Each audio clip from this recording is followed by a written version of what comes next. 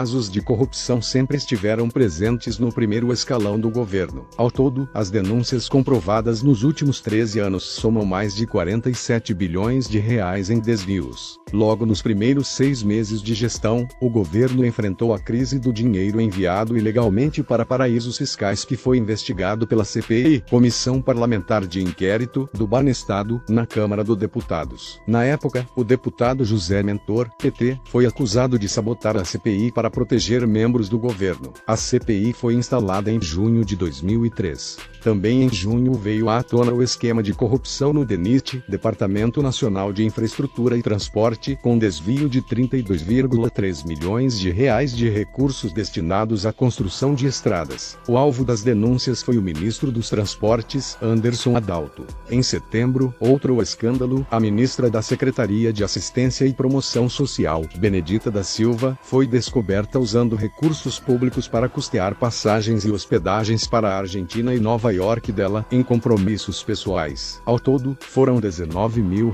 e a ministra acabou pedindo demissão em janeiro de 2004.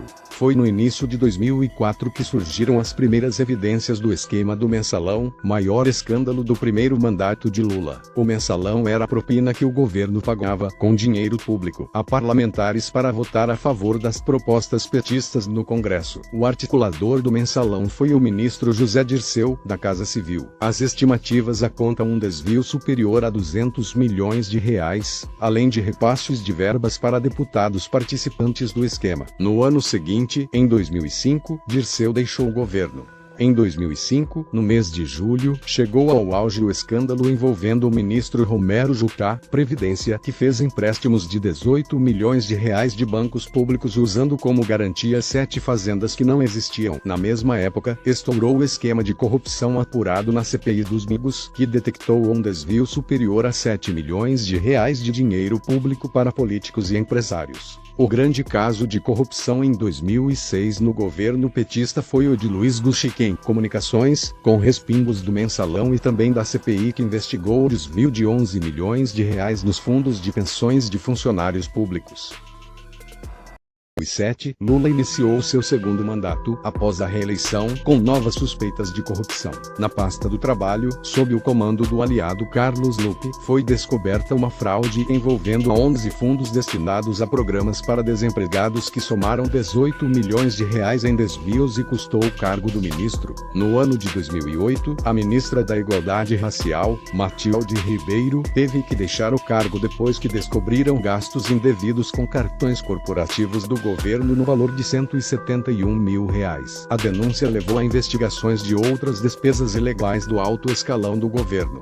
Para serem beneficiadas com incentivos fiscais, em 2009, montadoras pagaram até 36 milhões de reais em propinas para o governo editar a medida provisória número 471. O esquema gerou um prejuízo de 1,3 bilhões de reais em impostos. Repetidas denúncias de corrupção nos 2 mandatos, Lula conseguiu eleger como sucessora Dilma Rousseff. Diferentemente de Lula, que evitou medidas drásticas para combater a corrupção, Dilma a adotou como estratégia demitir os ministros envolvidos em corrupção, boa parte deles herdados de Lula. Foram demitidos Antônio Palocci, Casa Civil, Alfredo Nascimento, Transportes, Pedro Novaes, Turismo, Orlando Silva, Esportes, Nelson Jobim, Defesa e Wagner Rossi, Agricultura. Mas não teve jeito. Em 2013, o líder do governo na Câmara, Arlindo Quimbalha, foi acusado de envolvimento em fraudes de licitações que chegaram a 1 bilhão de reais. O dinheiro foi enviado para empresas que financiaram a campanha do PT. Desde 2014, incluindo a campanha de reeleição, o governo Dilma está envolto nas acusações de corrupção na Petrobras. O esquema foi descoberto na Operação Lava Jato e deve ter gerado um desvio de aproximadamente 42,8 bilhões de reais, segundo a Polícia Federal.